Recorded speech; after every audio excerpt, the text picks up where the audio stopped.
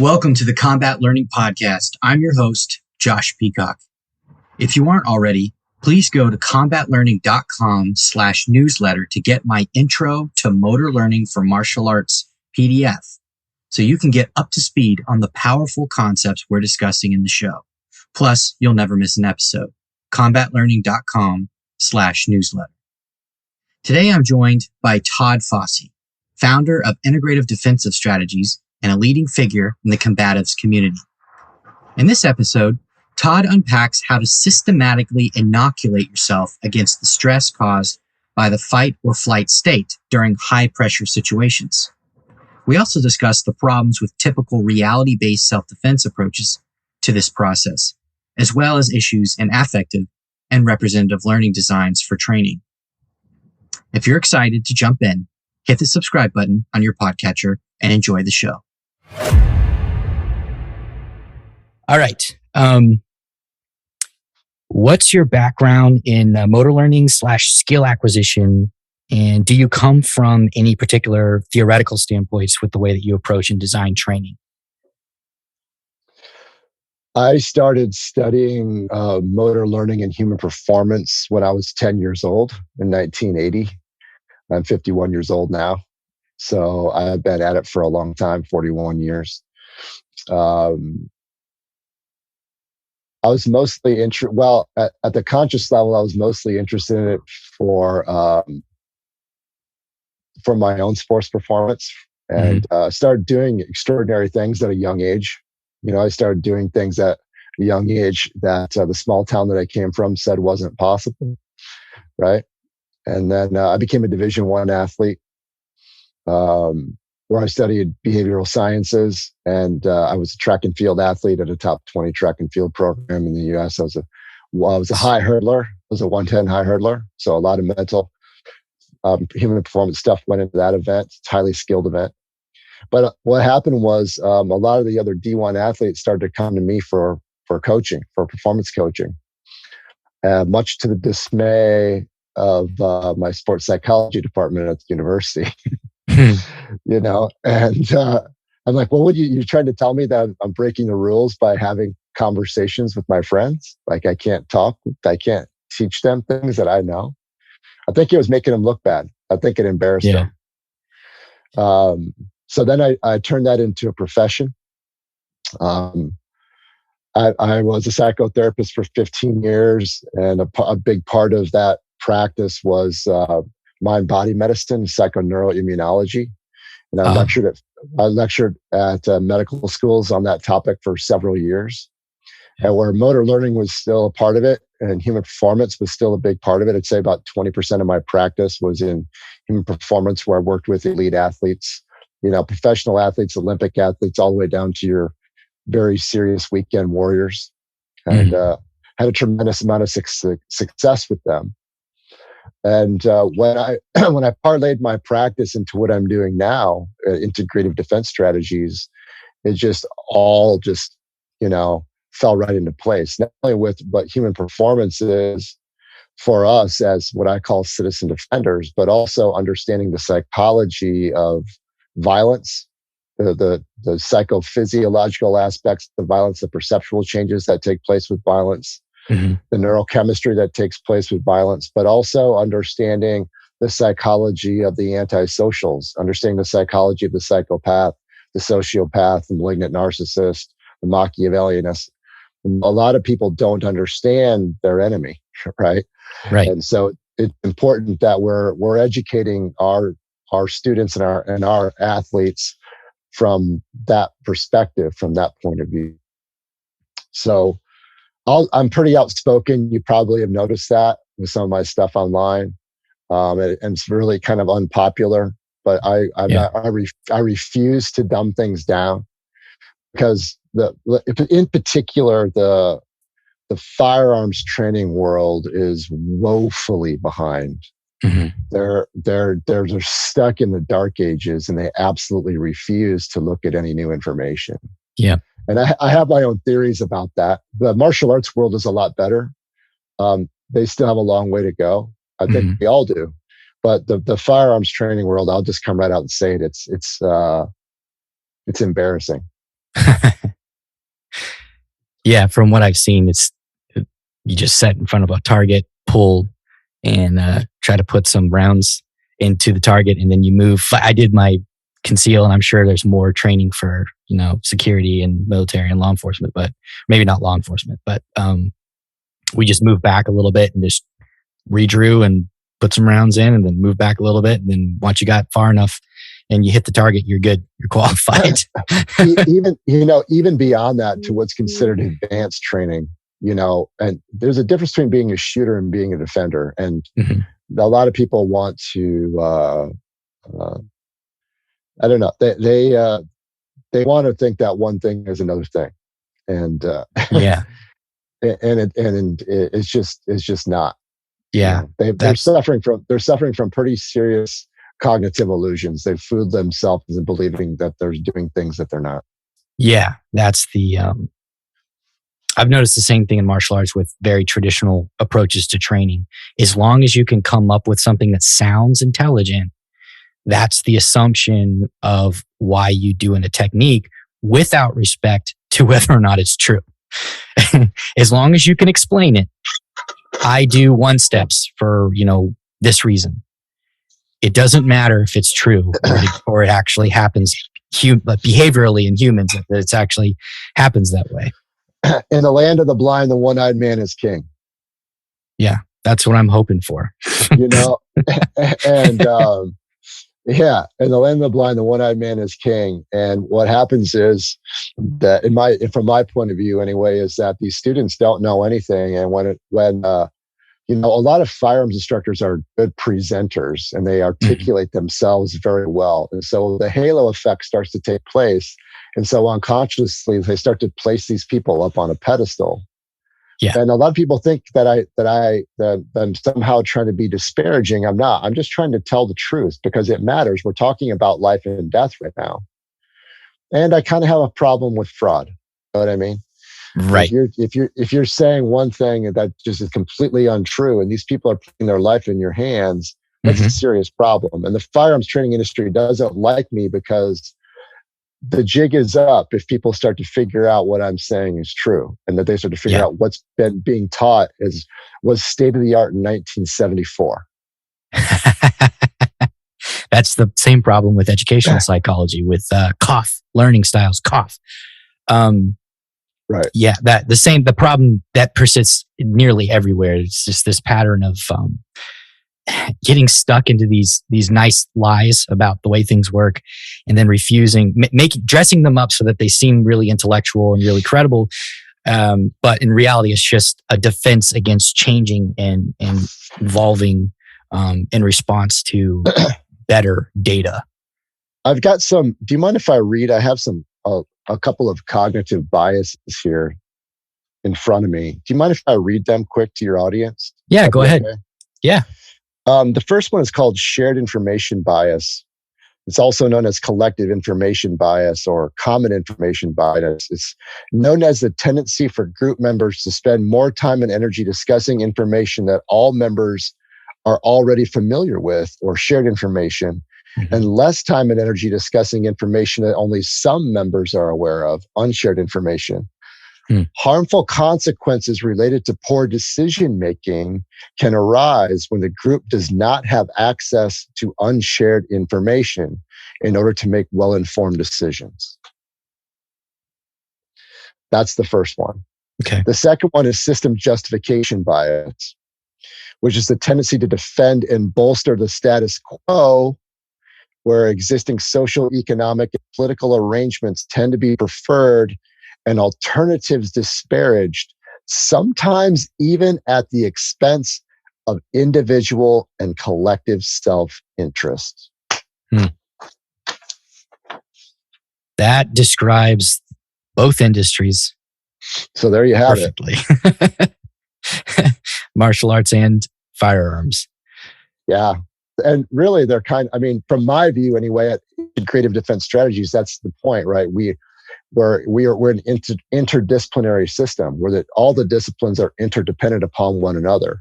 So to me, they're indivisible. I can't separate.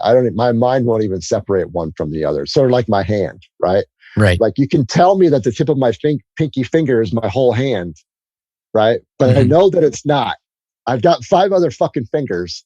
Not only that, I've got 5 other fucking fingers on my other fucking hand. And then guess what? I also have the rest of my body to work with as well. So you can tell me that this is the whole all you want to, but I know that it's not. Yeah. Yeah. That's my listeners who are like ecological approach type of people will really like that comment. Because there's so much, there's usefulness to analyzing, like breaking things down.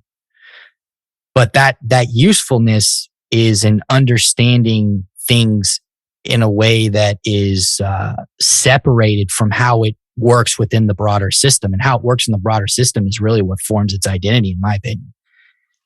Well, you're absolutely right about that. We're holographic in nature, and I always perceive this, and we're just big fractals. You know what I mean? But just to give you a classic example, it's very predictable in what I do because I'm integrating multiple things together. So here, let me give you some examples of this that are real examples. IDS is really a lab. So we have this huge sample size that goes on over a long period of time. So very predictable patterns begin to show themselves. They begin to emerge. So here's what we've noticed. If we have students who come with a deep background in martial arts or combatives, and we put them into a stressful scenario, they'll almost, even when they have a firearm on, it's very predictable that they'll default to those combative skills, even when it's not optimal in their decision making or tactically advantageous. If we have somebody who has a deeper background with the handgun, it's very predictable. They're going to default to the handgun. It's the answer to all their problems. Yeah. If we have people that come with both backgrounds, both martial arts and firearms backgrounds, they'll usually default to one or the other, right? And because their brain hasn't, their body or their being, rather, their mind, we'll just put it that way, their mind hasn't integrated those different disciplines together into one system.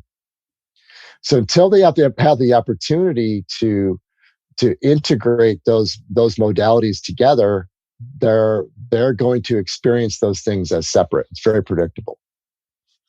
Yeah. So I think we kind of jumped from your background as a human performance person we kind of jump straight into like firearms and stuff. Like what is your background in teaching combatives? Yeah. Okay. So I was a bouncer for many years, and going back into my early 20s, and I started learning basic combatives back then. Mm-hmm. I started getting into Krav Maga in the late 90s and firearms training back in the late 90s. Earned my black belt in Krav Maga in 2017. I earned my black belt in Krav Maga, but I have to be honest with you, I don't really give a lot of credence to that credential. People like to hear my credentials, so I share it. Then I started training with Greg Nelson 6 years ago now, just shy of 6 years ago, who's might be one of the most prolific martial artists alive. World famous for his coaching with MMA athletes, for UFC world champions, and most recently, he coaches Rose Namajunas. And she just won her second world title under Greg. And then I'm also her self-defense and firearms training instructor as well. So I've been with Greg in that capacity, where we really do a lot of collaboration together on integrated combatives and weapons-based combatives together, and developing our own protocols and developing our own strategies there.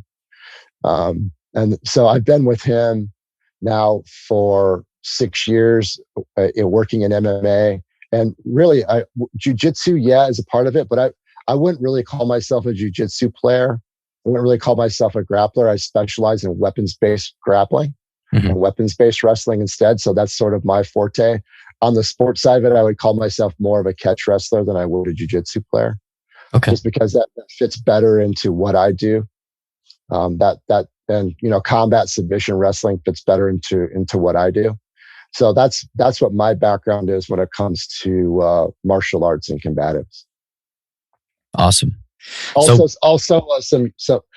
2 years of Muay Thai and Western boxing.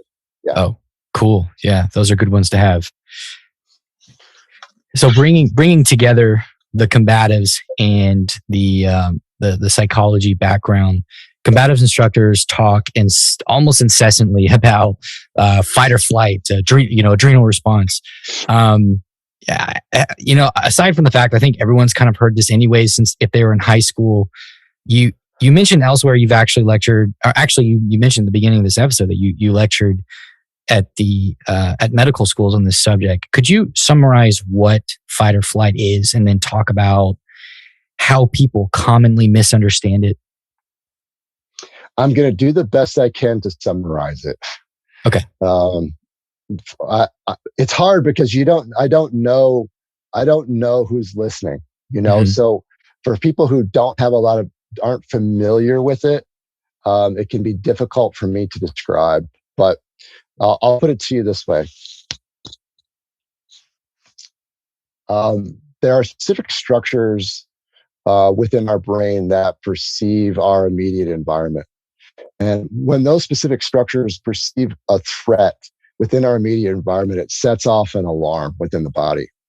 And then the body begins the process of dumping different stress hormones and adrenaline into the body, which creates a very predictable series of changes. Mm-hmm. We've all experienced this to different degrees, right? Mm-hmm. Things that will happen, for example, the brain waves will speed up and they'll become higher in amplitude. You'll experience muscle tension. You'll experience a rapid heart rate. You'll experience an increase in your respiratory rate. You'll experience an increase in your blood pressure. You'll experience a decrease in your cognitive function and your motor skills. There are a wide variety of very predictable changes that take place that can have an impact on how we perform and how we operate in the world. It sets off an alarm that prepares your body to either fight to survive or to flight to survive. That's the whole point of it. And oftentimes this is happening at the autonomic level. There are things that can trigger that fight or flight response that can happen well below our conscious awareness. Awesome. Is that kind of what you're looking for? Yeah. Could you go into, actually, you know what? I think you covered it when you were talking about how it affects your motor skills and things like that. So there is a decrease in the precision of your motor skills once you enter a fight or flight state. Is that accurate? Yeah, and your perceptual changes as well. Mm-hmm. There are very predictable perceptual changes. You'll experience what's called, most people know it as tunnel vision. Scientific terminology would be inattentive blindness, mm-hmm. or a selective attention, where your mm-hmm. brain your nervous system is forcing you to focus on the things that are the most important. It'll automatically work its way through a hierarchy, mm-hmm. Which is one of the big problems I have with a lot of people who teach sight-focused shooting. Yeah. I understand the statistics with how violent crime tends to occur. And I also know through eye scan studies where the eyes are probably going to go when we're under that kind of compressed time in extreme stress. So there's auditory exclusion that will also take place, where you won't be able to hear. You won't know why you won't be able to hear. And then there'll be time dilation, several other perceptual changes that will really kind of compound things for you. So we want to make sure, we believe anyway, that we are building our training around the presumption that we'll be in some sort of elevated state. Yeah. Did I miss your question? No, I don't think so. I think you answered it really well. Okay. So combatives people, this is kind of like just a common thing in the industry that I've noticed. It's like they build and market their programs around their ability to function inside of a sort of upregulated fight or flight state.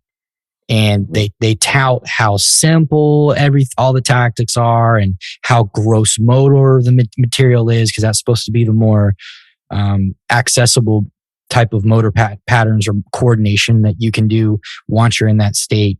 They also tout different methods of stress inoculation. So you've argued elsewhere you thought these approaches are flawed. And what problems do you see with common ways of approaching stress inoculation?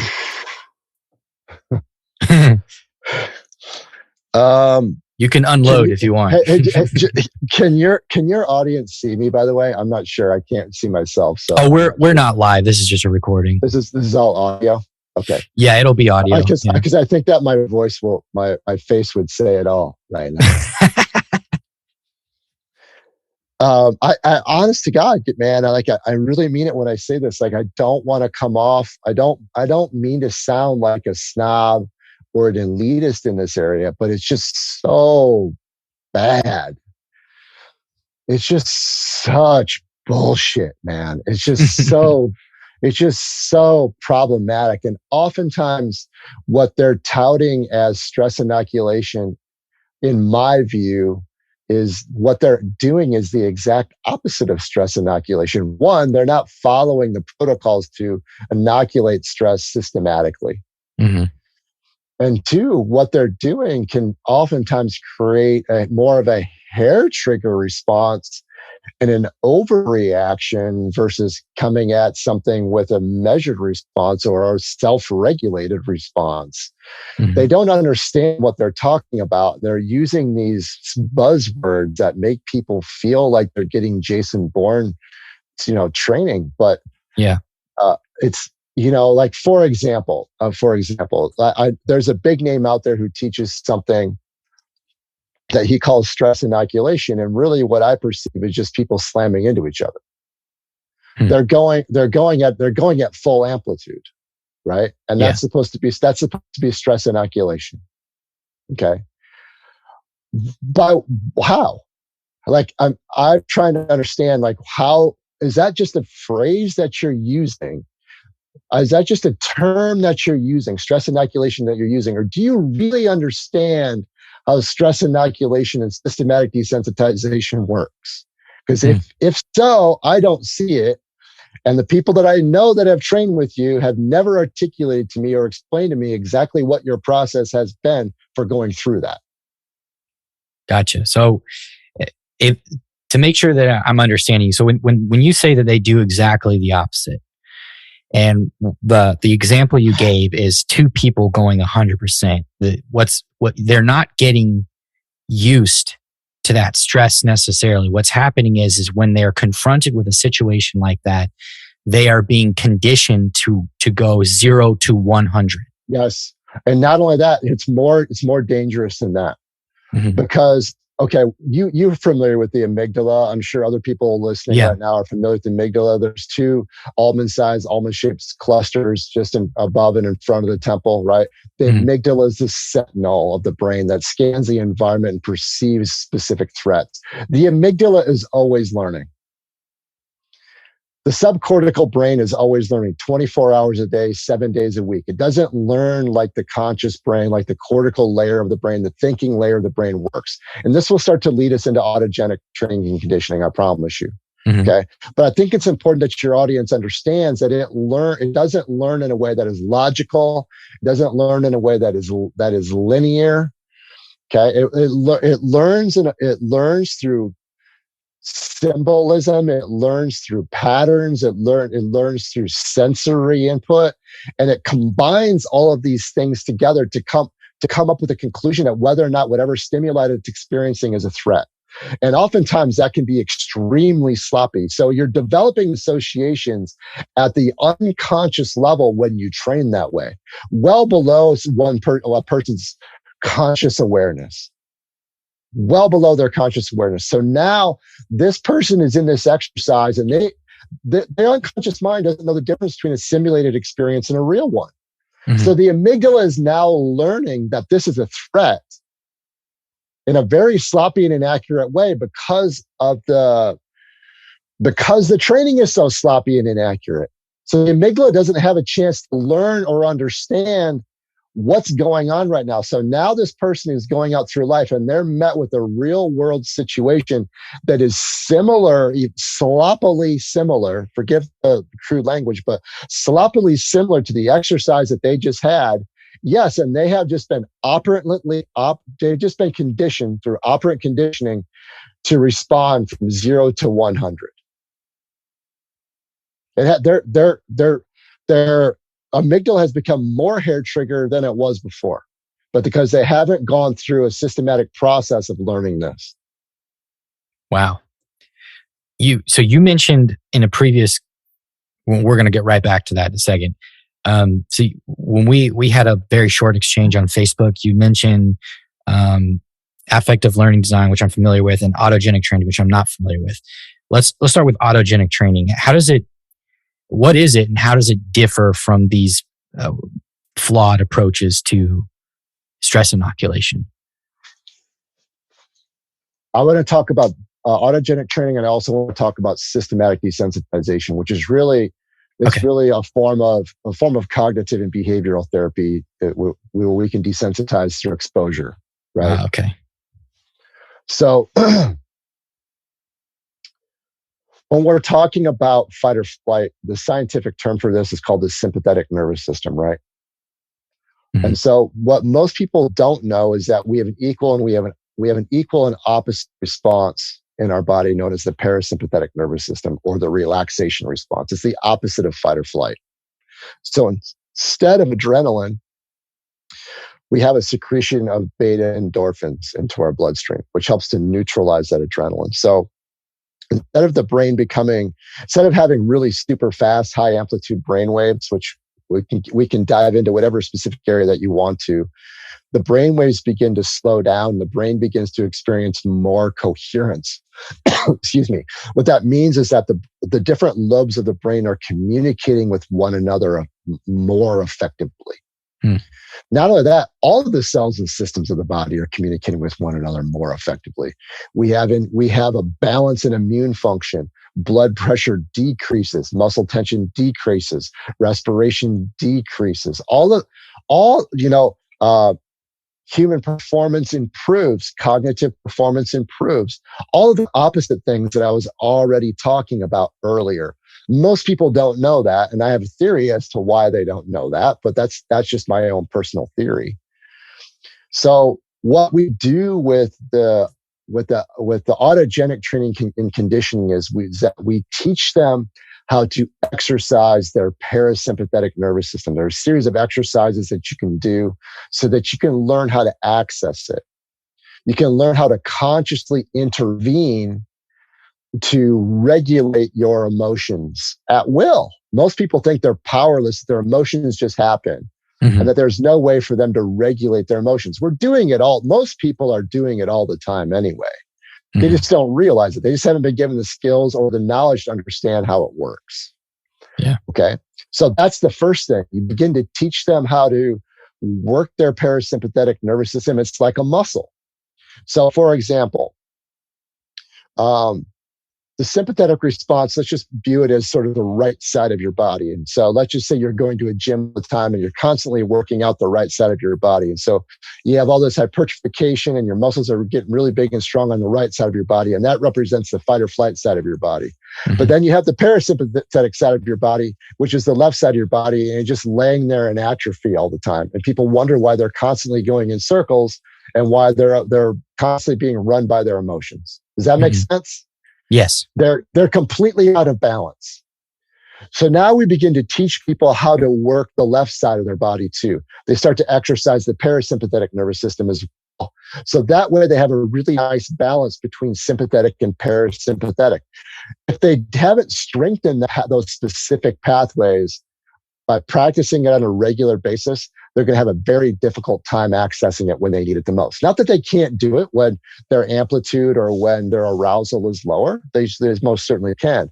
But when the arousal gets higher, it's going to be very difficult for them to begin to self-regulate because the sympathetic or fight or flight side of is overpowering everything else. So once we can have those pathways strengthened and more easily accessible to somebody. What I want to teach them is just some of the basics of the neural circuitry of emotion. We were talking about the amygdala and what its role is in fight or flight. Okay. We call it flipping forward into the frontal lobe, where the research shows, the PET scans shows, and the science shows that the amygdala is subordinate to the prefrontal cortex.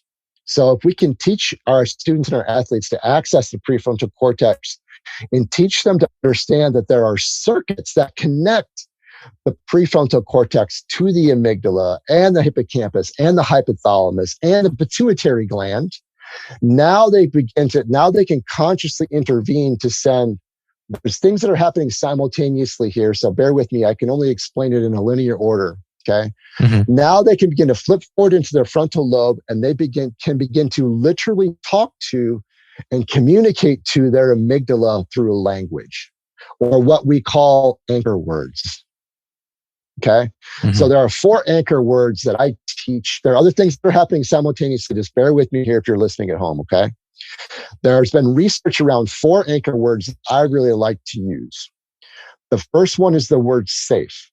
So when the prefrontal cortex says to itself that I'm safe right now, it sends a message to the amygdala, and then the amygdala in turn sends a message to the rest of your body, to your kidneys and all the other functions in your body that are creating adrenaline.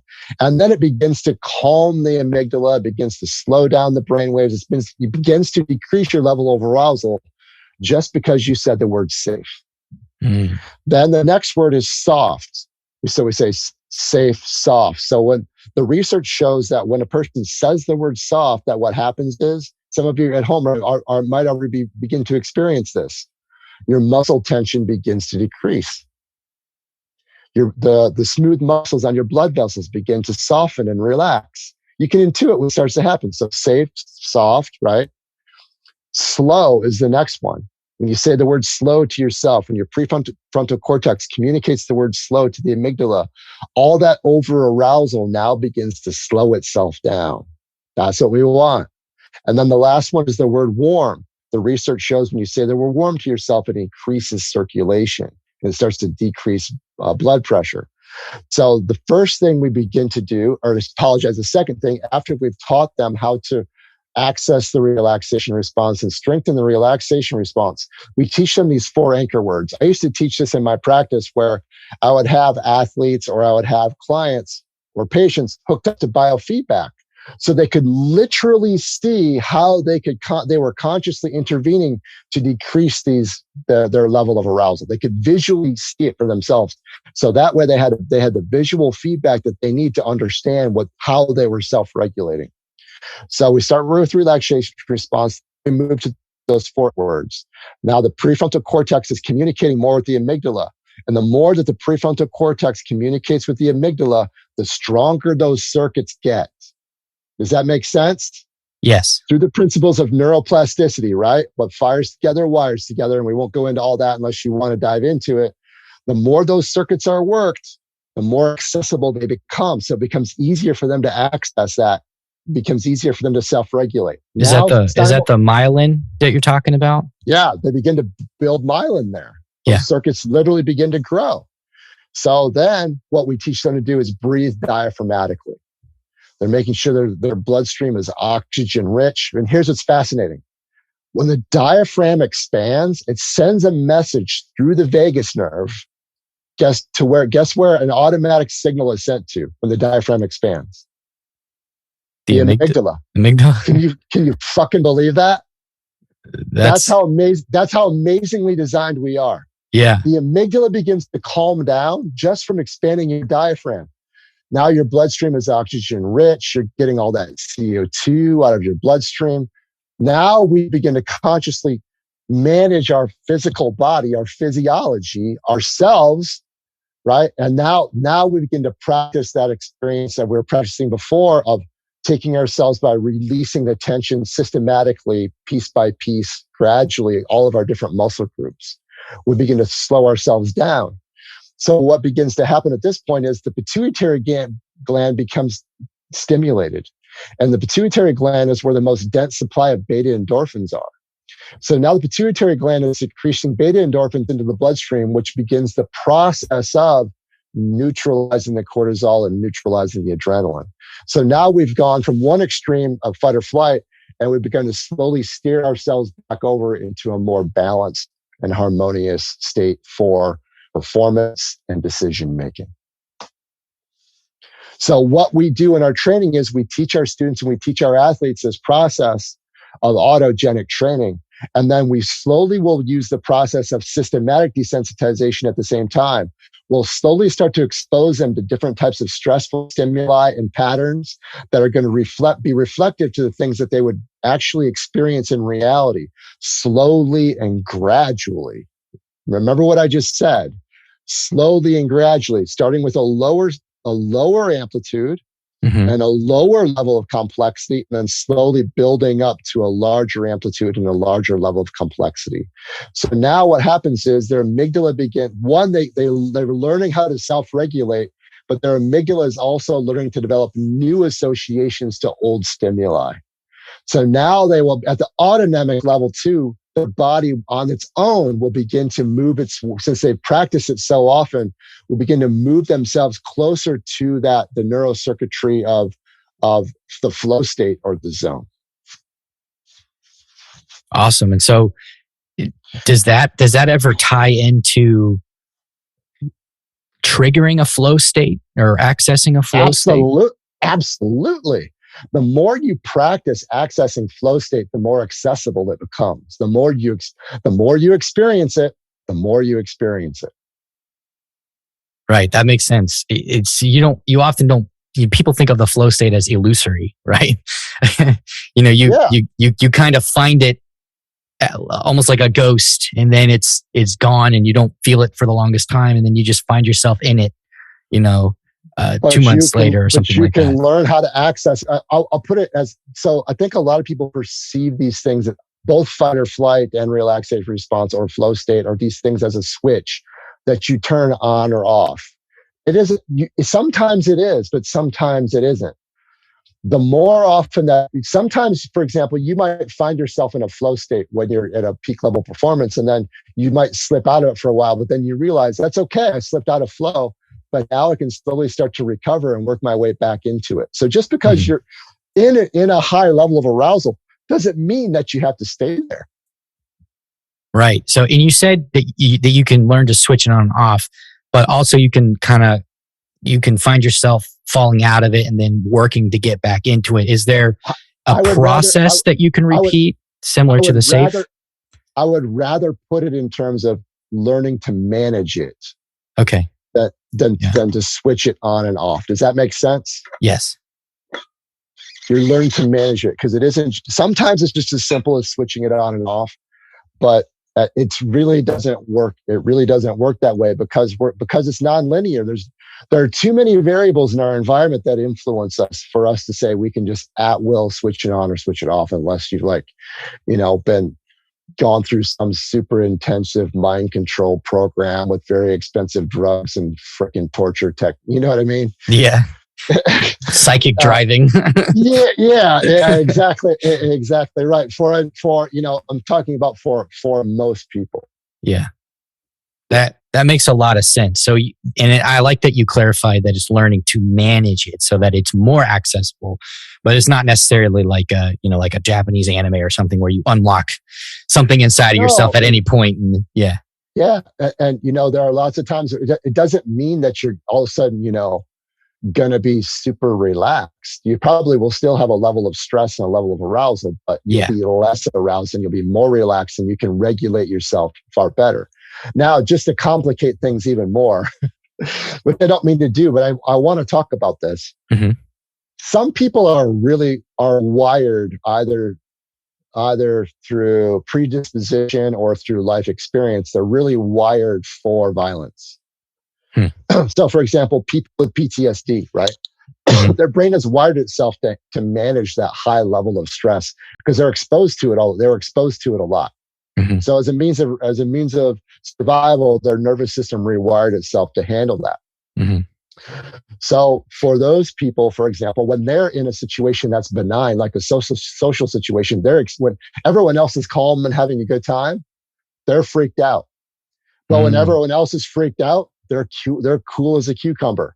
When the shit hits the fan, they're like that. That's normal for them because the internal forces and the external forces are now more balanced. So people aren't the same. We're all different.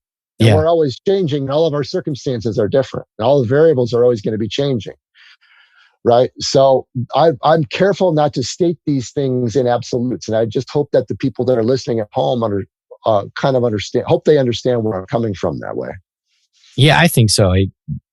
My listeners, when I'm able to actually interact with them, because they don't reach out very often, they seem to be really intelligent people that are really, really into this stuff. So would you say that like past unresolved trauma, that is something that could make you more susceptible to that like hypervigilant stress, like everything's inverted? Okay. Yes, everything's it's weird because that sometimes it's not that way. You know, there are tendencies, there are patterns, but even those patterns aren't absolute. They aren't all the time, you know. And you know, that's what's interesting about fight or flight. What it's not rational. Right. What triggers one person may not trigger another person. You could have 100 people in the room, expose them to a stimuli, and one person's freaked out and everyone else isn't. And then can keep changing the stimuli, and it's stimulating different people in different ways.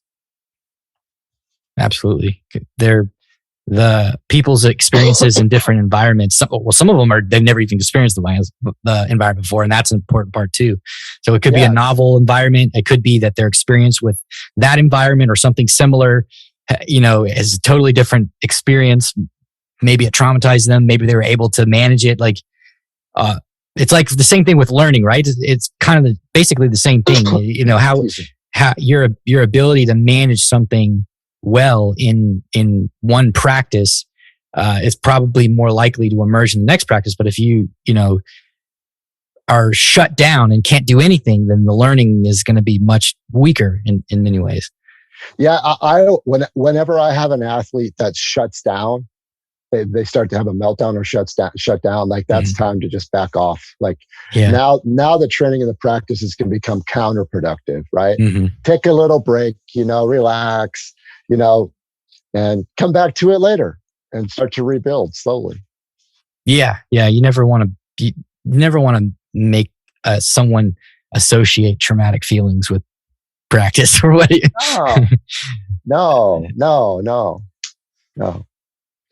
Yeah. So the systematic desensitization part of it, I was kind of touching on earlier. Like that's when we're slowly exposing people. You know, I used to do this a lot when I had people had extreme fears and phobias. We would slowly expose them to the stimuli in ways that were manageable for them until they can employ this autogenic training at the same time to the point where it became completely comfortable for them to be exposed to those variables that made them extremely uncomfortable in the past. So that's like I guess I've heard that called like exposure therapy. I don't really even know what okay. Yeah, cool. that's the term for it. Yeah. Yeah. That makes a lot of sense, which is kind of not, the culture's kind of taken a totally opposite view of how to manage phobias. Well, that's what I was getting back to with, you know, with how some of these instructors, what they're calling stress inoculation. One, you don't know that person's emotional history. Yeah. You know, and two, you're not doing this systematically. You're just throwing them into the wolves. Yeah.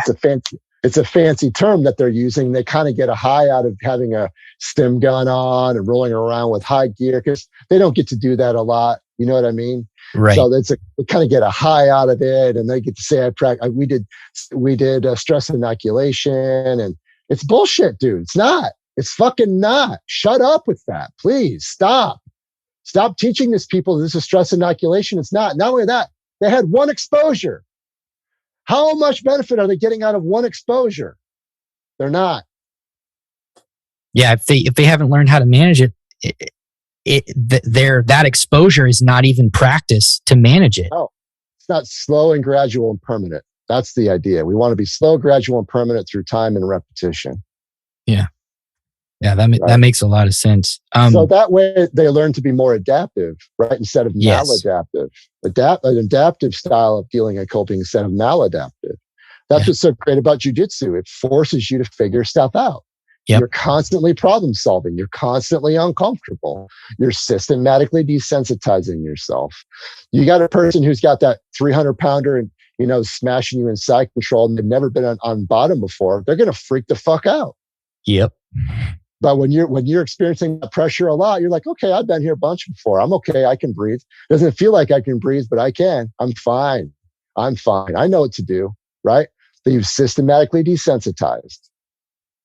Yeah, that makes a lot of sense. And I think there's a lot of jiu-jitsu people that also listen to the podcast. That's going to make a lot more sense to them. But I do want to point out, because I think a lot of people will look at what you mentioned before with just putting people in a stressful situation and like repeating that without any methodology behind how you're trying to help them manage that. I think I'm confident in inferring that their reasoning is simply that simply experiencing it will cause them to become familiar with it, and then it'll naturally take care of itself, which in reality it'll likely do the opposite.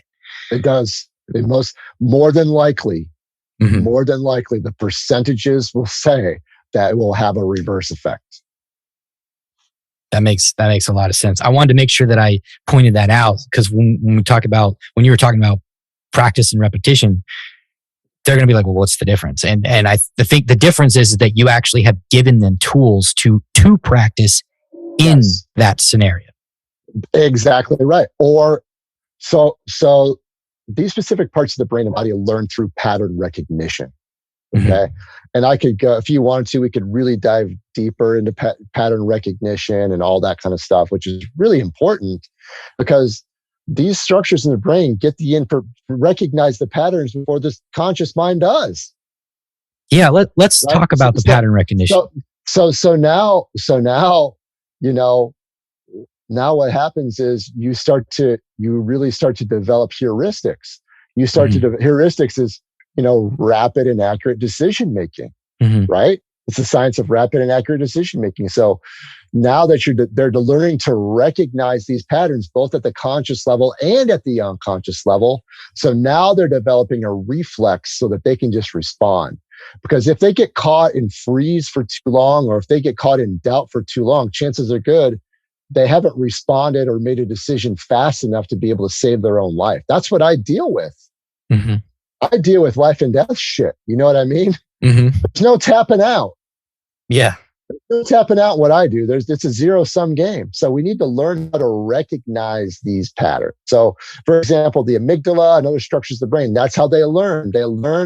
They don't literally see things. They don't literally experience those things. They only recognize the patterns that are symbolic representations of something else.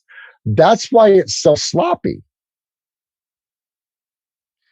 So the more that they can be more that students can be exposed to high probability patterns, the faster that they can observe and orient themselves to those patterns, decide what they're going to do, and then act upon it appropriately.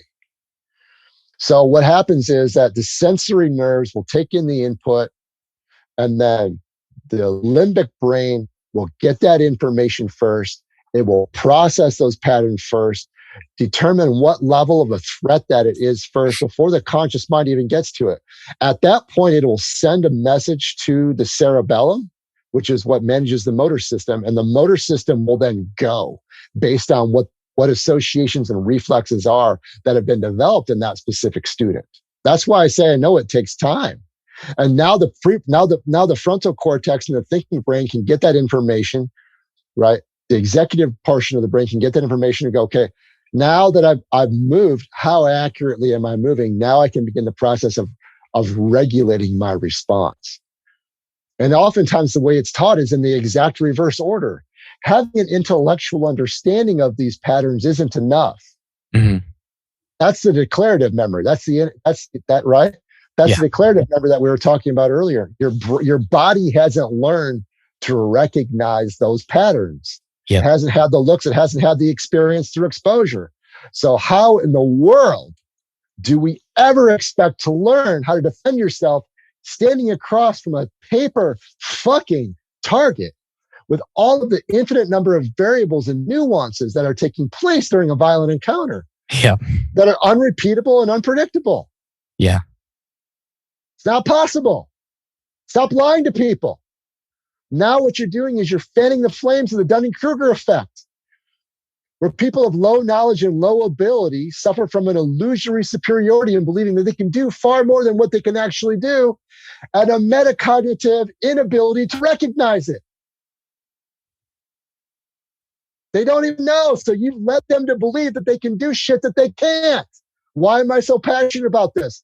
Because I've seen it over and over and over again. So the goal that we have at IDS is to give people a balance, to give them a nice dose of confidence, but a dose of reality at the same time, so that they can move from unconscious incompetence to at least understanding the fact that they're consciously incompetent, right? At least now they know what they don't know. Yeah. And then we can move into conscious competence and then unconscious competence and then finally mastery. That's important.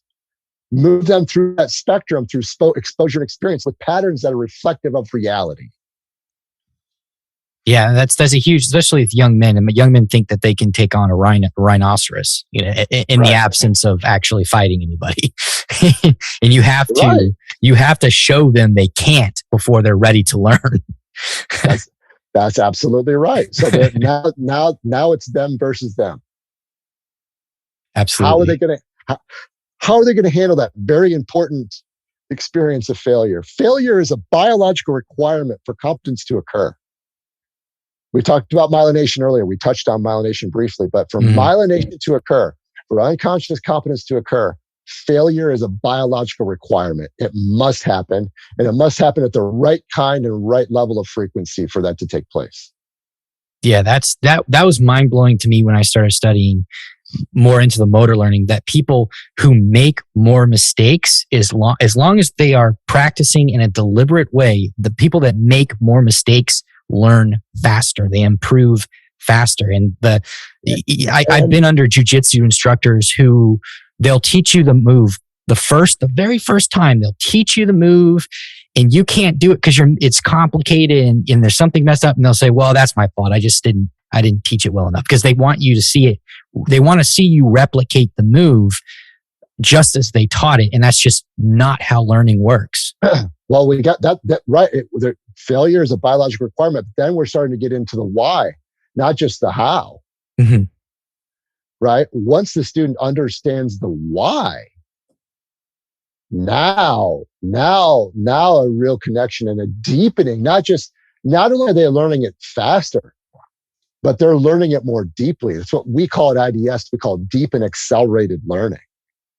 Now they understand the why. And what I've found, and what the research that I follow anyway found, is that what's going to help enhance that is randomized game-based learning, or what we do at IDS isn't a game, it's reality, it's real stuff, right? So randomized scenario-based learning teaches them not just the how, but the why. So now skill development and skill application is happening simultaneously. Does that make sense? Yes, that makes sense. I think you said deep and accelerated learning.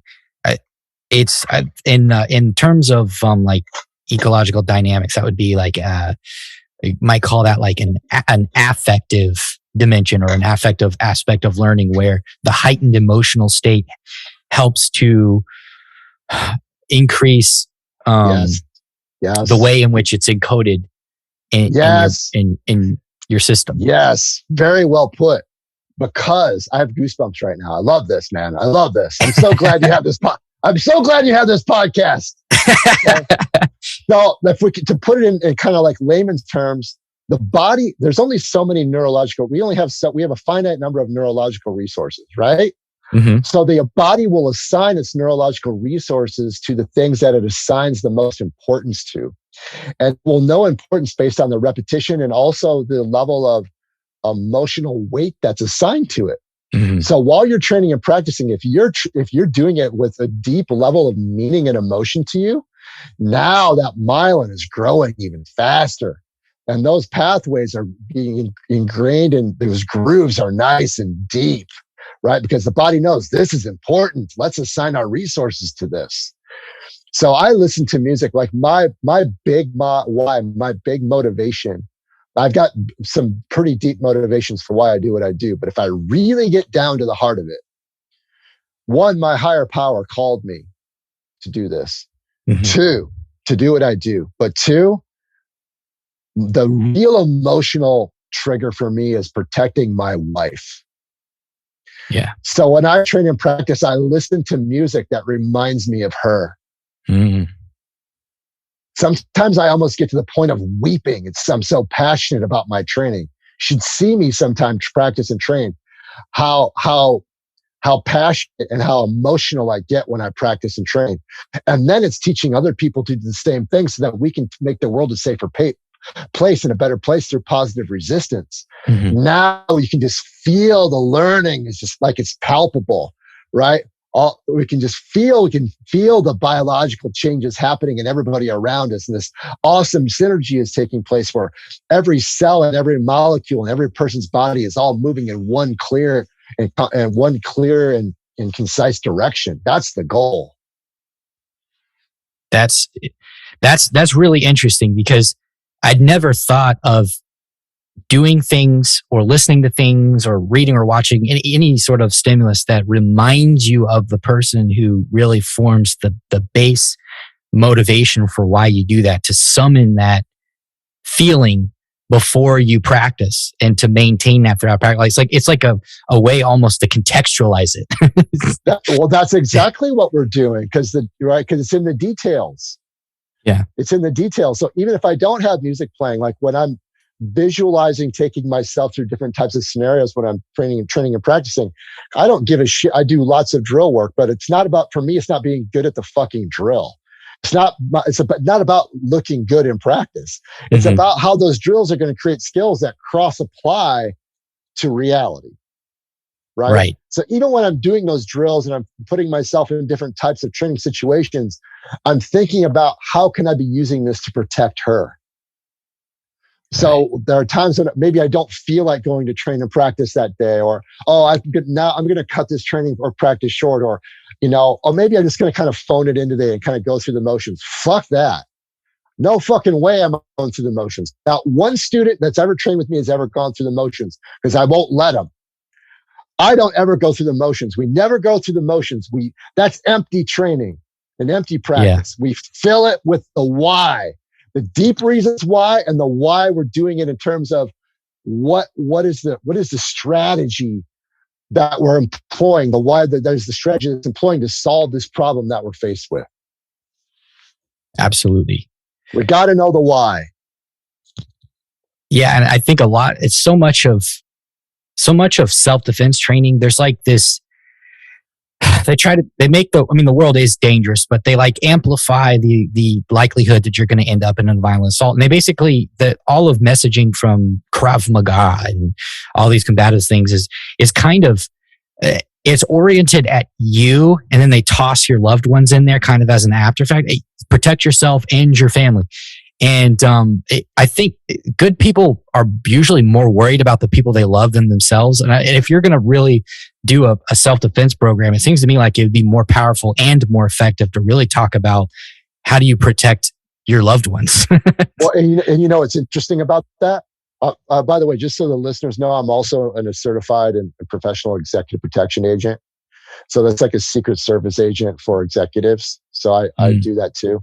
But I've taken that training and I've cross-applied it in teaching regular people how to be their family's own executive protection detail. Nice. So not only in terms of the kinetic skills, but also in terms of, operations, security operations for your family, which is the most important part. Right. But how often are people actually training to be a third party intervention to protect somebody else? They're not. Never. That's its own, very rarely, and not often enough, even for professionals in that area. Yeah. You know, that's its own unique skill set. Yeah. A skill set that I admittedly don't know much of anything about. But when I look at self-defense programs, I can tell this is individually oriented. They pay lip service to protecting the people around you. They don't even teach you how to intervene in any way. It's not specific enough. In order to transfer skill, it has to be specific to the task that you're preparing for. Yeah. The stuff out there is just too generalized. Yeah, it's like rolling. I'm a specialist, right? I specialize in weapons-based grappling. I don't even call myself a grappler, even though I grapple 4 days a week, right? Because I am training for my specific context, which is having the weapon on, which is its own art form. And a lot of grapplers don't want to believe that. Yep. But it is its own art form. And we're working really hard at, we have very in-depth and comprehensive curriculums around that specific art form. Yes. Yeah, that's a problem. I don't think the Gracies get the way they approach training right, but they say some things that are true that sport jiu-jitsu people think they scoff at it, but they're not realizing that they're wrong. And that's the fact that self-defense is separate from sport. And while there are some transferable skills between the two, yes, there are some very specific things that require your attention that you're not going to be used to attending to or noticing if you do not train in an environment where that thing emerges. Absolutely right. They're not mutually exclusive, right? There's a Venn diagram where there's overlap. Yeah. Sport and self-defense, there's definite overlap there, and they can be mutually beneficial too. They can help one another to kind of be all in one or all in another temporarily, but the majority of the time you want to be preparing specifically for what you're going to be dealing with. It's not specific enough. It's too general. And I can get into specifics with grappling and jiu-jitsu. I can get into specifics with competition shooting if you want to, or wrestling or whatever, or MMA. Those and Krav Maga, which I think is maladaptive and is a collection of techniques. It's not holistic or interdependent enough. There's a lot of problems that I have with Krav Maga, right? Yeah. But if anybody wanted to hear about that, I'd be happy to talk with it. But the main point is, it's all about specificity. Context dictates strategy. That's really important. When you describe, that's exactly how I would describe Krav Maga. And I've gotten in some big Facebook groups, Krav Maga Facebook groups. I've had actual admins who are active instructors make veiled threats on my well-being. How ironic. Because I challenged the approach to training and the fact that it's just a collection of techniques. How ironic. Yeah. Right. So they're supposed to be in the business of protecting people, but now they're threatening people for challenging their beliefs. Yeah. Sounds pretty, and asking questions, difficult questions that are intelligent and intellectually honest questions. Sounds pretty insecure to me. Oh yeah. Some real big meathead insecurity from that crowd. I don't go in those groups anymore, but it is funny. And I'm really over the top critical of Krav Maga because of that, because those people just, they all say the same exact thing, and not a single one of them has the experience to say it's true or not. Here, this will trigger them. Are you ready? Here's the trigger for them. Here's a couple. Here's the first one. The first sign of an occult is the inability to see the obvious. If you look up the top 14 modalities that are employed in the creation and sustainment of a cult, you will find all 14 of those modalities being used in almost all Krav Maga organizations. Nice. And I have 40 affiliates across the United States who run my program, right? And a lot of them are Krav Maga people. And a lot of them are very skilled, like second-degree black belts with very reputable, quote-unquote, reputable organizations who have worked really hard at it. But now they've been red-pilled. They're starting to see the light of day, and they see it as a starting point for them. And now they're developing like what we do at IDS anyway. Like what we call it is modern MMA. that has been adapted for self-defense. Mm.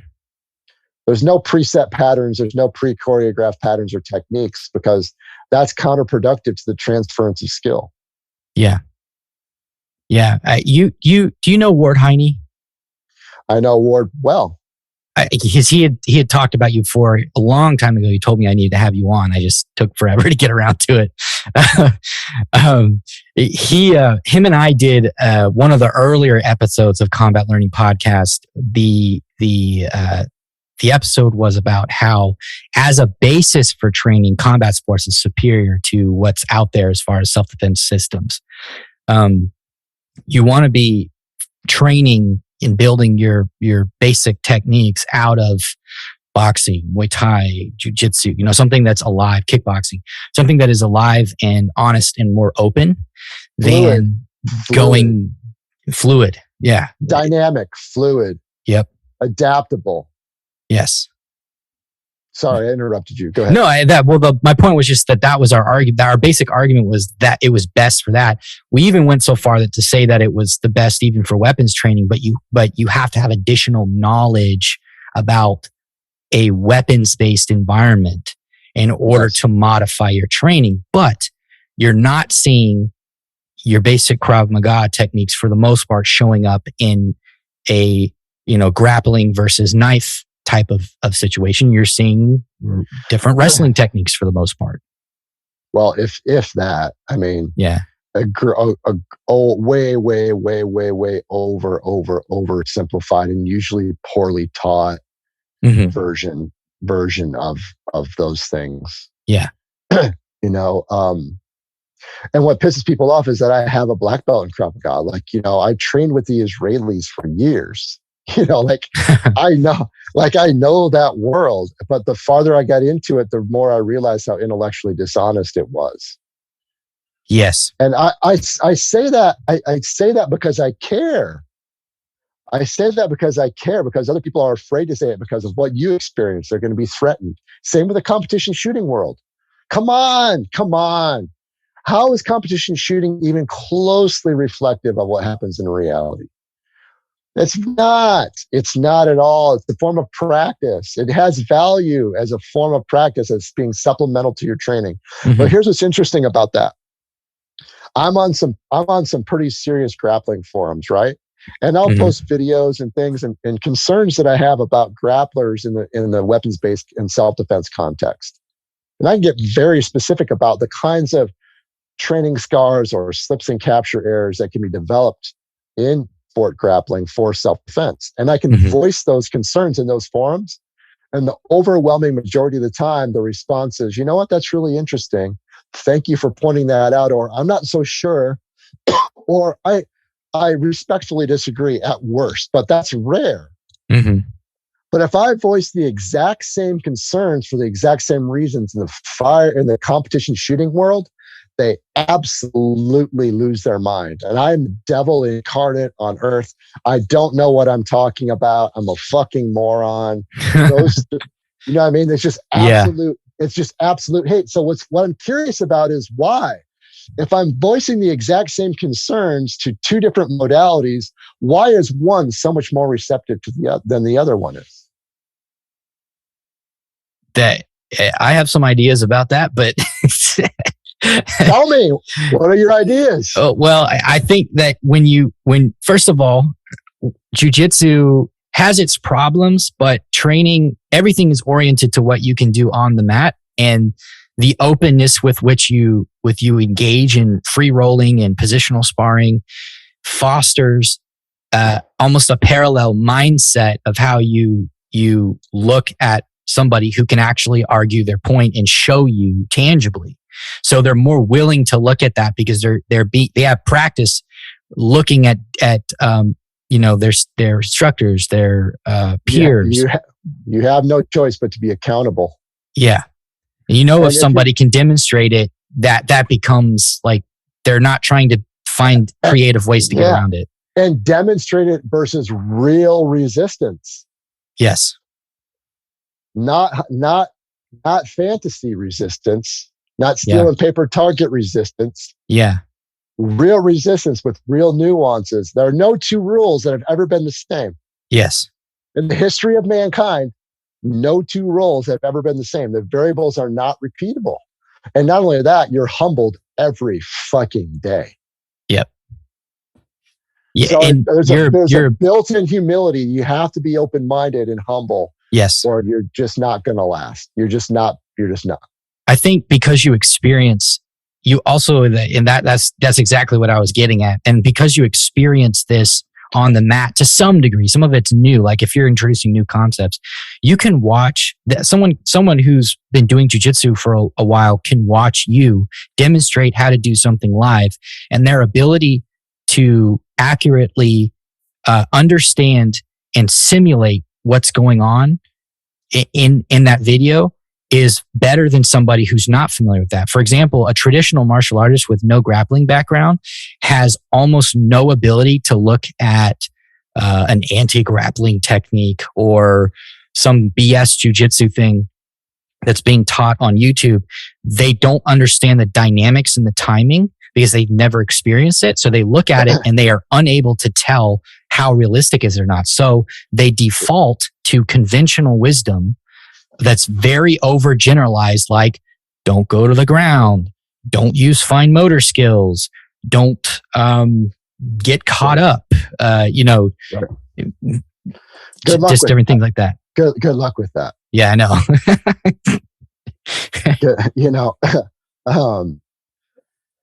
It's a fallacy, man. It's a straw man argument. It's a logic that only exists within a vacuum. It doesn't exist. It doesn't exist in reality. That's why don't tell me, show me. You can put all the fancy videos that you want to out there. That's all cool and fine. But you know what I want to encourage everybody to do, especially the instructors that are listening. I have this whole big movement, the train. I call it the Train Ugly movement. It was a phrase that was coined by Karch Karai, who's the most winningest and successful volleyball player and coach in the last 100 years. Way into motor learning. Training ugly, that's that failure thing that we talked about, right? Stop trying to look good in practice. Yeah. Thing. I don't know if you've noticed, but I go live. When I'm rolling with guns on, I go live. I go Facebook Live because I want people to see my failures. I want my students to see me fail. I want the people that follow me on social media to see me fail, that I'm a work in progress too. And that failure enables me to develop curriculums that are going to be beneficial for them, and understanding it's going to be beneficial for them. If I don't see an instructor out, and say when I'm at the range, I'm not hiding anything. You see me at the range, you see me doing all my training live. So whatever mistakes I'm making, I'm showing it right there. Complete transparency. I'm talking about what my flaws are. I'm naked, out there in front of everybody, warts and all. You know what I mean? So that way we have a more realistic expectation for what human performance is in very difficult set of circumstances. And I'm really damn good at what I do, but I fail a lot, And if I'm failing a lot, imagine what that's going to be for someone who isn't doing it a lot. So I'd like to encourage everybody out there, be proud of your failures. Show your failures. I'm encouraging you, train ugly, go Facebook Live. Let this be a movement. If you're having failures or mistakes in your training, post it on social media. Encourage people to go out there to push their limits so that they can force so they can force more myelination. They can force more competence through the right kind of failure and exposure. That's my big movement right now. Let's cut out the bullshit where we're only showing the best runs. We're only showing ourselves with our hand in the air.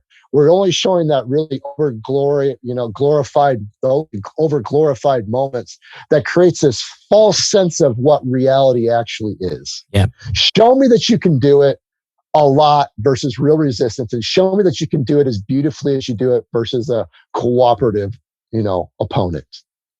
Yes. Don't give me the demonstration. Don't give me the certificate from KMA.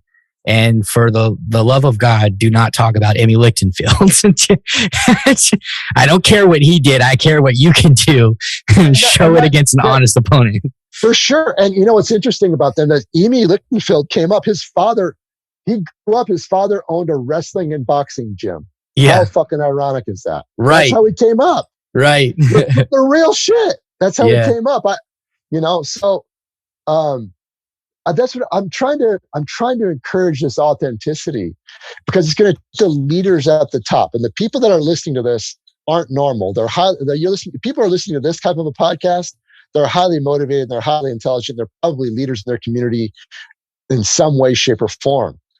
Please take what I'm saying into consideration and start to embrace your failures. And when you do that, your students and others around them will embrace their failures, and embrace each other's failures, and encourage that and be supportive of those failures so that they can go through not proper, that's not the word I'm looking for. So they can go through an effective process of mitigating those failures. So instead of highlight reels, I'm trying to think of what the opposite would be: a failure compilation. Yeah. Now, how scary is that all the failure compilations are? But you know what I did? I don't know if you know this. I'm a regular contributor to Funker Tactical. And I literally, last month, I invited the head of Funker Tactical out here to film me with my gun on against world-class grapplers trying to get my gun, so that I could fail on purpose on a huge format. Yeah. That's what I want. I want people out there to be okay with that. That's a really good one. So, guys, stop showing all the good. Stop editing up your videos and posting the highlight reels. Post your failures. I think this goes a long way for the type of learning culture that you foster inside of your school if you are an instructor, because you want people to look at failures as a learning experience, as something that is necessary and requisite to learning, not as something that gets in your way. Here's how we put it. There is no failure, there's only feedback. Mantras. There is no failure, there's only feedback. The biggest mistake you can make is being afraid to make a mistake. This is the place to make the mistakes. This is the place to learn, not out there. Out there, you have to make it work. And if you make mistakes out there, you need to correct them immediately. But this is the place to work it out. Yeah. And that creates kind of an implicit sense of psychological safety, I guess, where people are not just comfortable saying, but doing things in a way that makes them, vulnerable. The slogan at the Minnesota Martial Arts Academy, it's funny because Minnesota Martial Arts Academy and IDS, my school, it's hard to tell where one ends and the other begins. We're so intertwined in such a great way. The mantra at the Minnesota Martial Arts Academy, Greg Nelson's academy, is opera non verba, which is Latin for deeds, not words. Right? Yeah. Deeds, not words. Actions, not words. Right? Yes. So don't tell me, show me. Okay, you're telling yourself as this really great, martial artist, this and that. Well, show me. Show me what you can do against a highly skilled resisting opponent. Show me. Don't tell me. Absolutely. I think a lot of the BS would disappear, and the BSers would disappear too, because BSers tend to not try and fix themselves. They tend to just go away. Right. When you try to get them to show up, they just don't show up. I think Bullshido.org showed that pretty well back in the day, way back in the 2000s. Yeah, right. Although some of their guys turned out to be not that great either. Right. We're all works in progress. Yep. Absolutely. We're all Rose is the person who I have the privilege of teaching, Rose Namajunas. I've never met anybody more teachable than Rose. I've never met anybody more humble than Rose. Like her openness to learn, her willingness to fail, her willingness to ask questions, to say, I don't understand, her willingness to work it out. And I get a chance to watch her train in MMA too. It's the same. It's her vulnerability is her strength. Yeah. It takes strength to be vulnerable, right? Yep. And look she's the best. Yeah. I think this is where jiu-jitsu guys, in some respects, from what I've seen practicing, is they're good at, once they get to a requisite level of ability, they'll start putting themselves intentionally into really bad spots, and they will risk having to tap. All the time. Yep. All the time. I do it all the time. Sometimes, what's a roll? A roll is I think the higher level people when they're rolling, you can tell they're working on stuff. They're there to learn. Yeah. Don't get me wrong. If they're preparing for Worlds or something, right? They're out there to win on the mat right now because they're preparing for Worlds. Mm-hmm. But outside of that, sometimes they're preparing to win.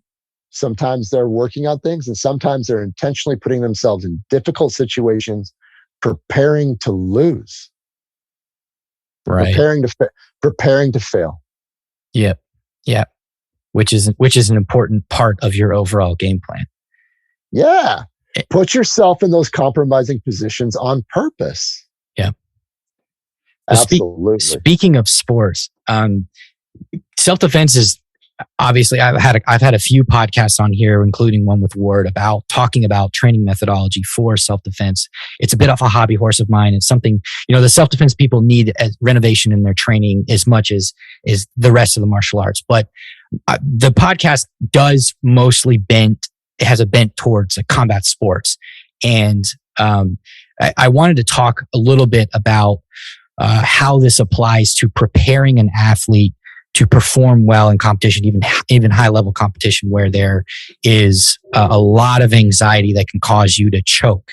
And I was wondering, does anything change when you're preparing for a competitive environment? Are there any processes and protocols you go through? How do we use some of these things you've talked about and apply it to a combat sports situation? It's different for everybody. Mm-hmm. So I'm carefully give kind of a one size fits all answer. I think it's safe to talk about Rose.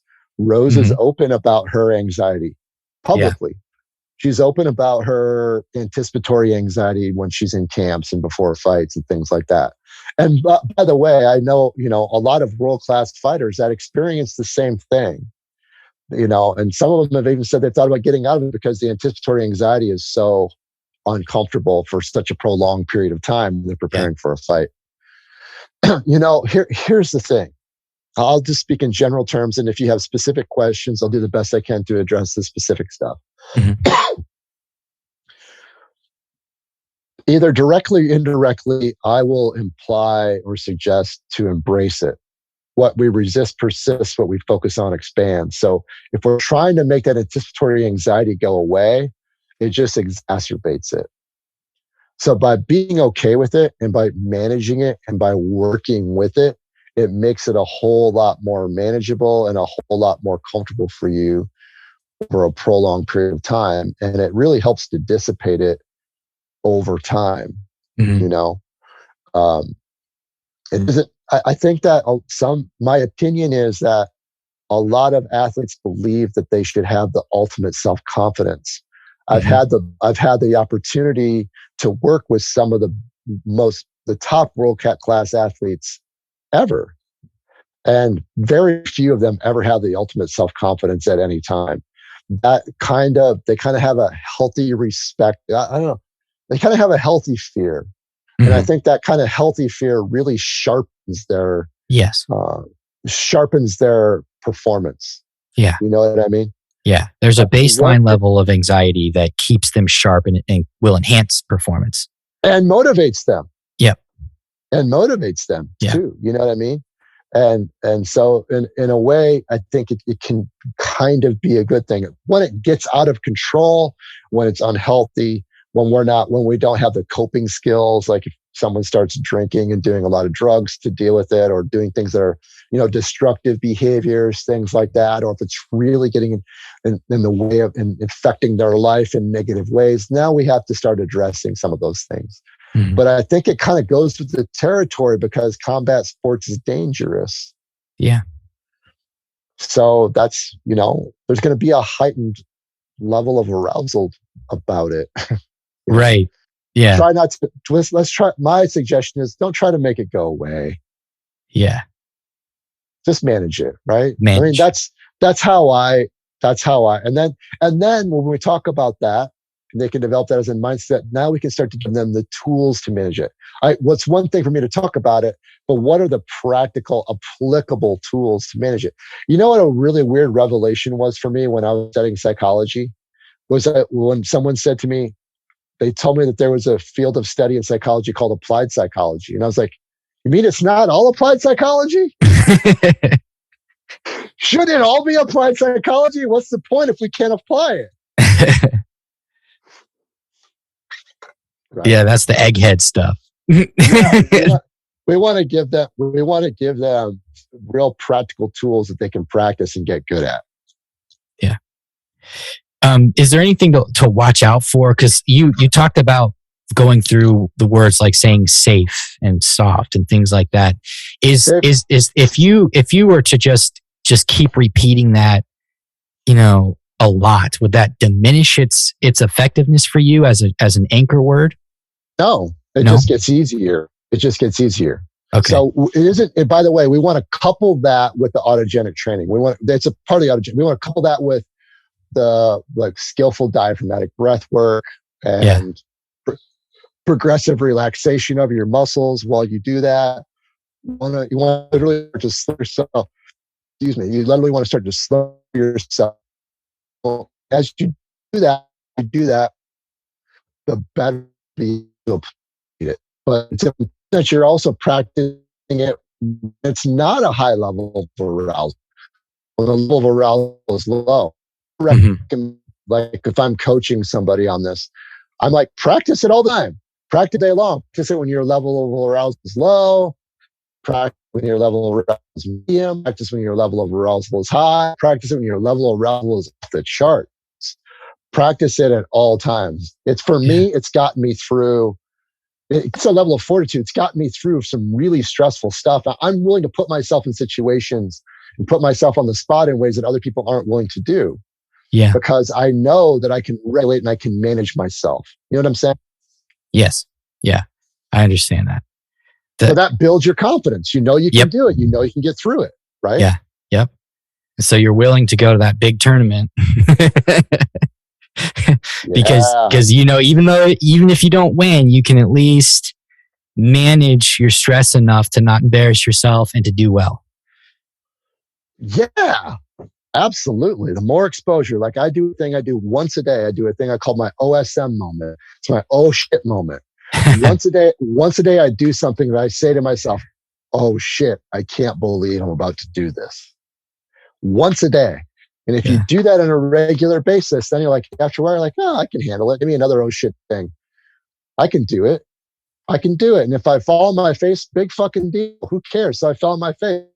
Everybody's sitting watching at home on the sidelines. They didn't themselves the opportunity to fall on their face. Yeah. That's like randomized practice, but on a life scale. Totally. Variable practice designed for life.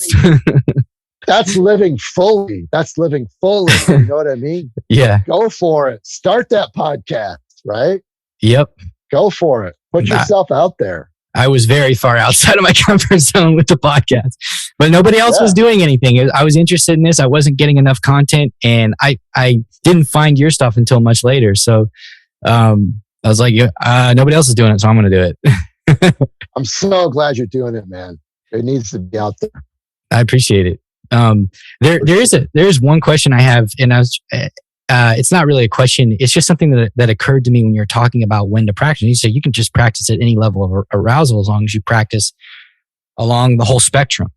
And in terms of actual training in a more systematic way, I've come to where I think that most amateurs types of competition should be thought of actually as a form of training to prepare you for higher levels of competition.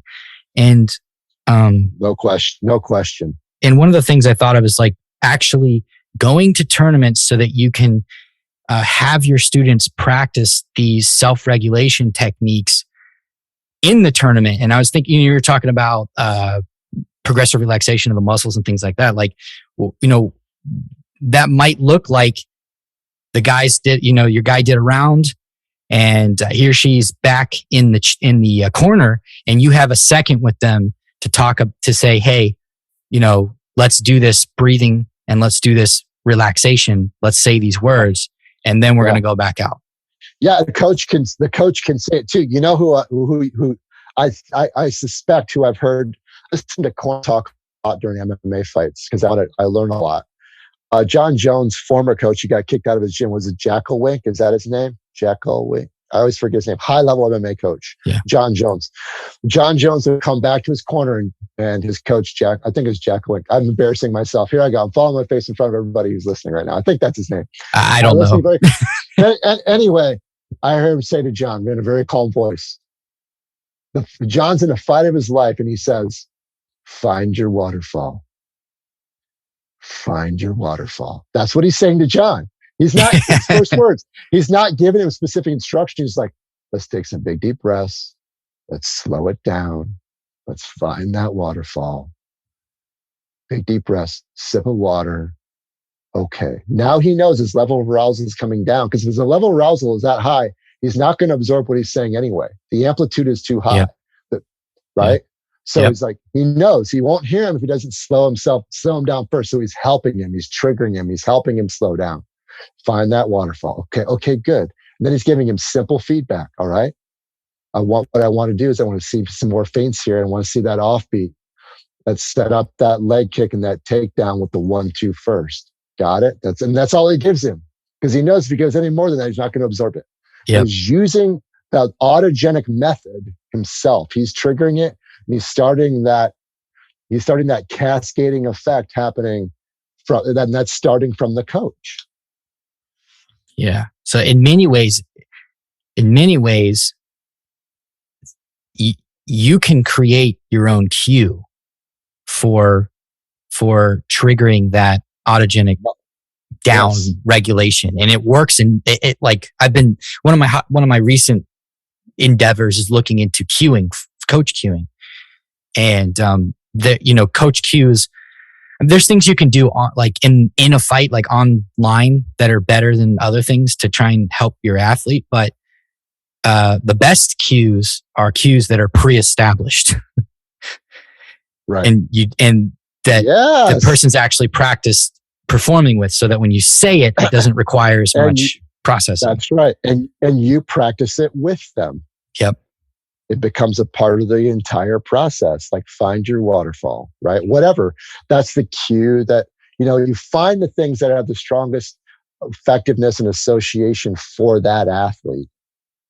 Safe, soft, slow, and form is sort of a good universal thing that I start with people. Mm-hmm. If I don't have a lot of specific time. But if I have time to really interview them, I'll interview them and I'll find that thing that's going to be best for them individually. Yeah. That's really great. I'm glad to hear that you're doing that. They're called anchor words. Anchor words. I'll have to. I'm gonna write that down, because I'm gonna have to look into that some more. Yeah, anchor words. Put together some stuff. You reminded me of something when I was in Kung Fu many years ago. When we were doing a really brutal endurance exercise, as Kung Fu people, they spend more time doing that than actually learning how to fight. But you'd be in the middle of holding a V sit up, like Bruce Lee used to do, and you'd have to hold it there and engage your whole entire core. Yeah. And he'd be like, "Find your Disneyland." Yeah. Go find it.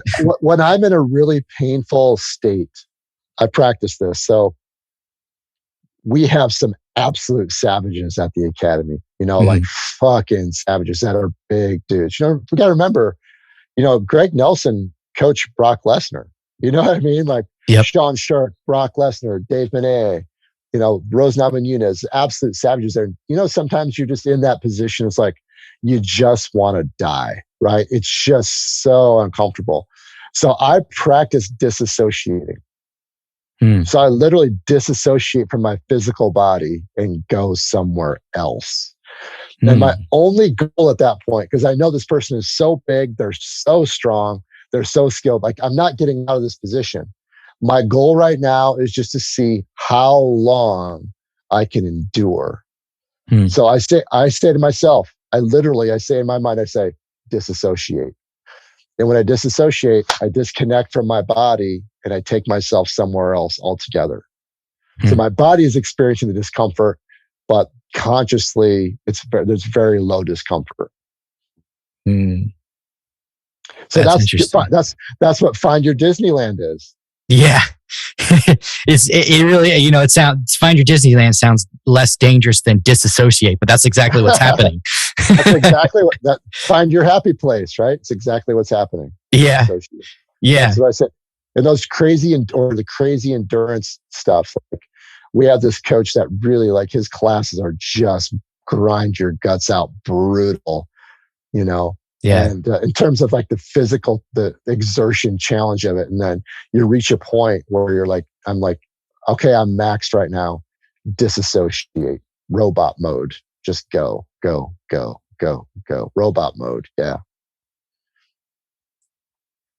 That's really interesting. That would be great. I think that would be great for competition teams that are really trying to help young athletes build the requisite mental toughness to figure out how to dig deep and push themselves past whatever arbitrary sort of limiter they have on their ability. Amen. Amen. And that's true of life in general. So that you can keep going when you think you can't. Or when other people quit, you can keep going. You just keep putting one foot in front of the other and you just keep it going. Yeah.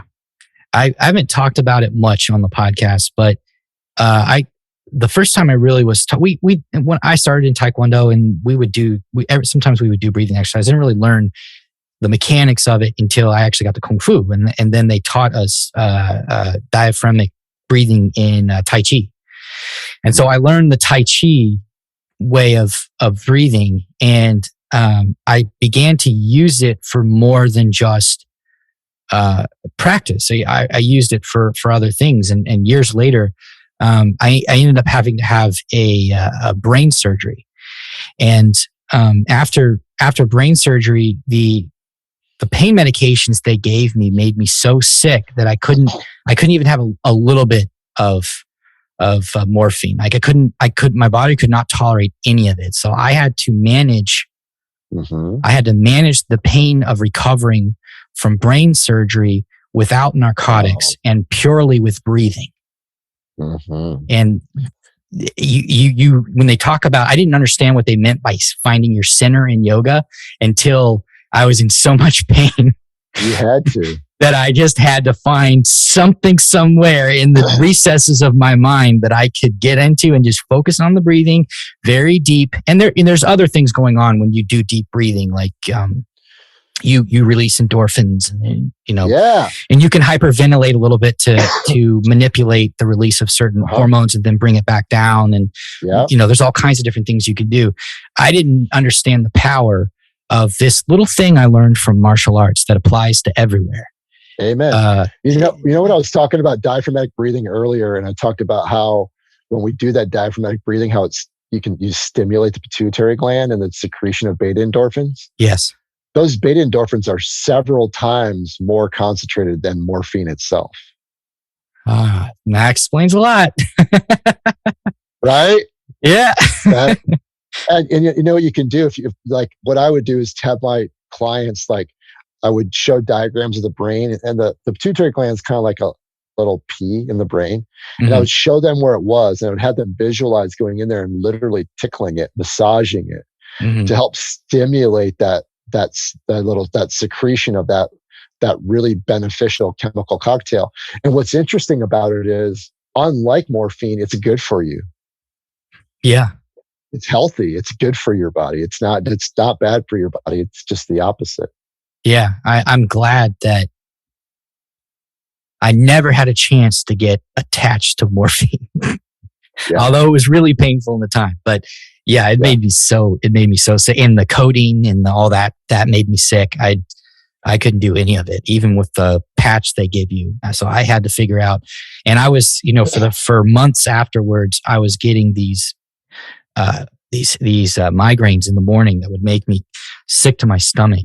And every morning until about almost on the clock, around 12 o'clock, sometimes 1, usually 12 o'clock, it would begin to resolve itself. But until then, I was in bed trying not to get sick and trying to manage the pain because ibuprofen wasn't working. I could only take so much of it, could not take any other narcotics or anything like that.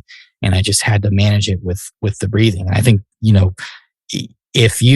if there's one thing that you can take away from any type of martial arts or combatives training, you might never get attacked in your life, but you can use those skills Amen. that you learn to manage that stress, to manage the stress of things that happen in your everyday life.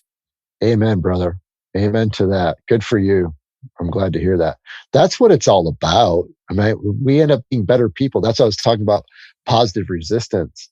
We become better people, and then the people around us become better. You know those mirroring and reflective neurons, right? We unconsciously will emulate the attitudes, beliefs, and behaviors of those that we surround ourselves with. Yeah. As we become better people, it creates a cascading effect. And they become better people, and vice versa. We all have a positive impact on each other. Yes, absolutely. Yeah. I've never hidden the fact that I'm a Christian on the podcast. I don't talk about it too much, but amen, brother. I'm with you. Me too. But there's always this problem of evil idea, and it's not a complete answer to the problem. But the way that that God has designed humans, when you go through something successfully, one of the great things that comes out of that is you can help somebody else who's maybe less equipped to do it. And every time you go through something, you can be the North Star to somebody who's never been there before and they're drowning. And I think that's a really important part of what you were talking about. Like, as you become better people, the people in your radius can become better too, because they look at what you're doing and they're going to latch on to the way you're able to conquer things with the way you behave, the way you cope, the way you are able to manage that stress, versus people who are neurotic and Charlie Brown and down, and Thank you for saying that, man. Thank you for saying that. Yeah, for real. I definitely want, it's not a religious podcast, but I want to make sure that message is communicated. For sure. There's nothing wrong with that. Yeah. Not at all. It's great. I think I'm out of questions, man. This has been a really awesome one. Thanks, man. I appreciate you having me on, Josh. I want everyone to know at home. Do you mind if I say a few parting words? Oh, yeah, sure. And I want you to tell them where they can find you as well. Oh, thanks. First, I just want to say that anything that I've said, vet for yourself. Don't take everything that I say, and put it forward for your consideration, humbly for your consideration. Mm-hmm. What I say is not gospel. The world, we're always learning new things all the time. I'm still learning new things all the time as well. Look into it, consider it. Think if the things that I say resonate with you, cool. If not, cool. Do you. The next thing I want to say is, for those of you out there who are citizen defenders, what I mean by that is there are people out there right now that are listening that have it in their DNA to watch over the flock. They were born to be protective of the herd. They're shepherds. They're protectors. The world right now is calling you a second-class citizen, demonizing you for what you were born to be. I can't think of anything more noble than to be protective of other people. Like Josh, I'm a Christian, and there is no greater love than to lay your life down for another.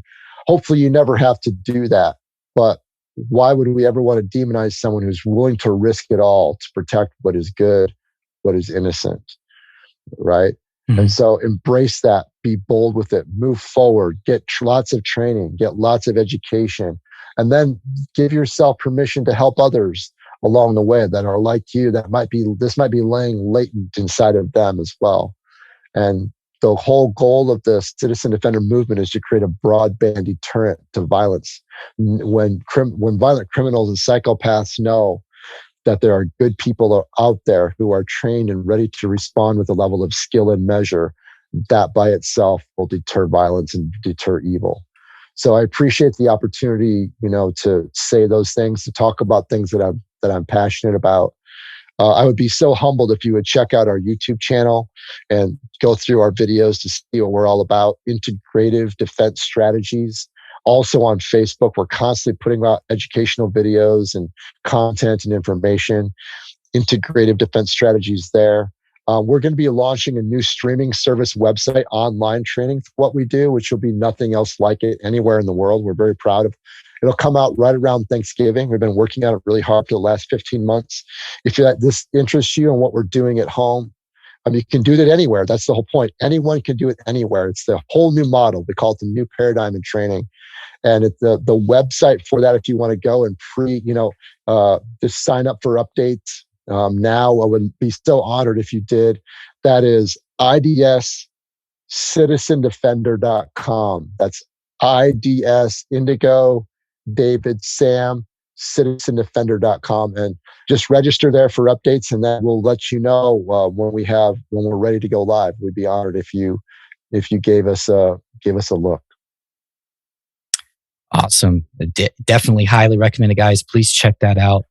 Todd, thank you for coming on. This has been an incredible episode. I know it's going to be of deep, extreme value to my listeners, and definitely what you just said there. I appreciate it. Resonates very deeply with my soul.